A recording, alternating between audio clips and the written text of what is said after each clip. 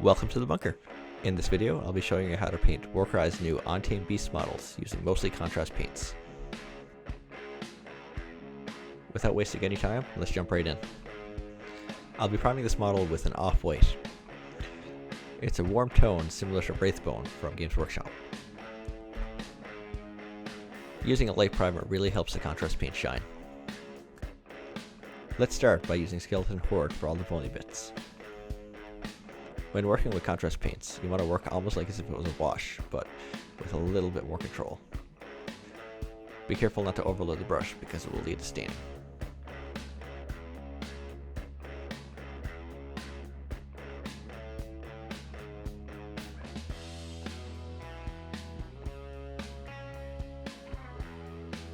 Allow the paint to flow freely into the recesses, but be really careful not to let it pool on the tops.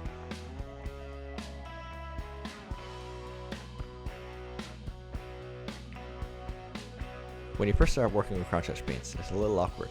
You will get a little bit of pooling, but that's okay. Just dry your brush off, and just use the dry brush to pull the excess back up again.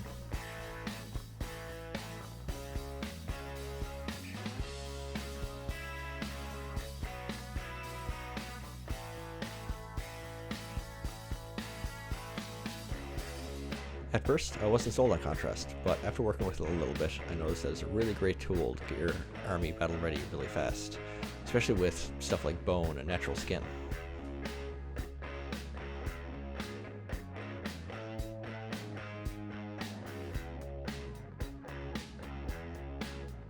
Next up, we'll be using Gillian Flesh. We'll be using this color to pick out all of the skin tones throughout the model.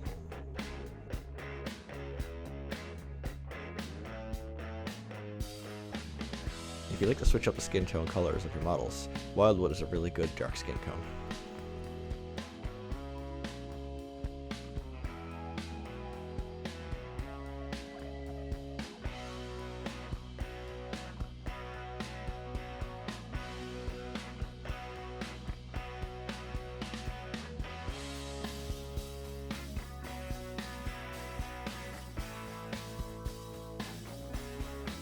That was the fastest I've ever done skin. Stacked white leather will be used for all of the straps and belts. Be careful on this step as to not let your paint overflow onto your skin.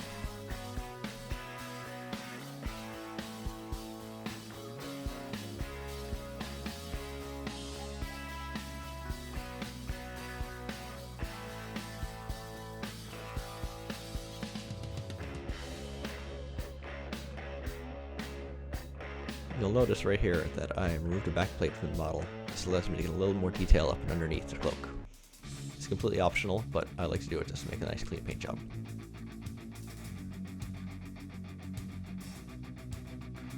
Wildwood will be used for all the remaining leathers.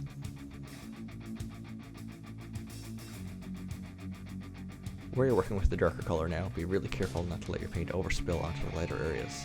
This will cause a little bit of a headache going forward.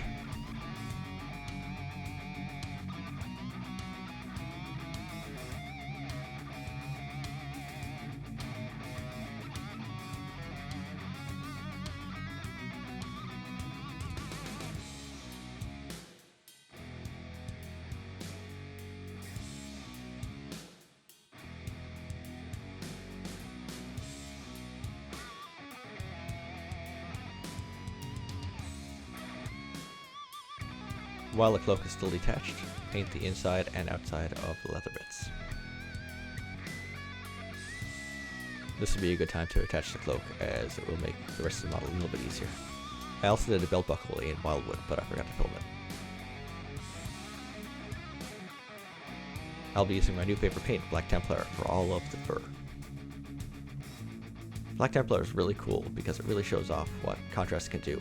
When you're painting over white, you'll notice that you immediately get a lot of gray highlights naturally with black shading. This will give you very nice results very easily with less effort.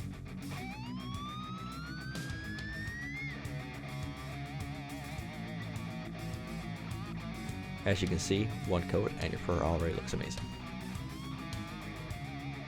Now for the non-contrast segment.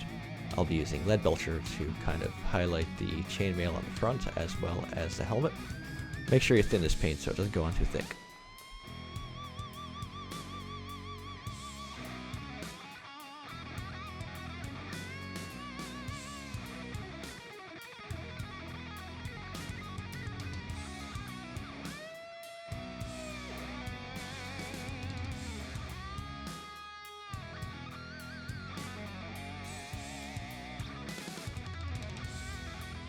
Once your lead filter is dry, just go over a little bit of aggro association just to kind of give it a little extra definition.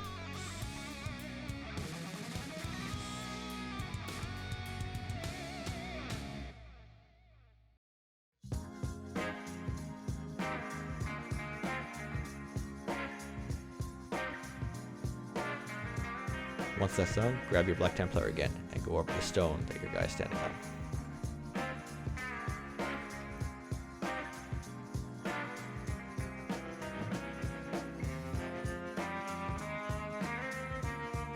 And that's it. In about 20 minutes or so, you have a tabletop ready Untamed Beast. You can apply the methods we use for this model on the rest of the Untamed Beasts with minimal changes. And remember, if you want to switch up the skin tone, Wildwood makes a really good dark skin tone. Hope this video was helpful. This is my first time really working contrast paints, and I was really happy with them, I have to say. I'd like to hear from you guys what tips, tricks, techniques you'd like to see in the future, and I know I'll be working on the Warcry stuff, so you'll be seeing more videos of that in the future. But until next time, happy hobbying.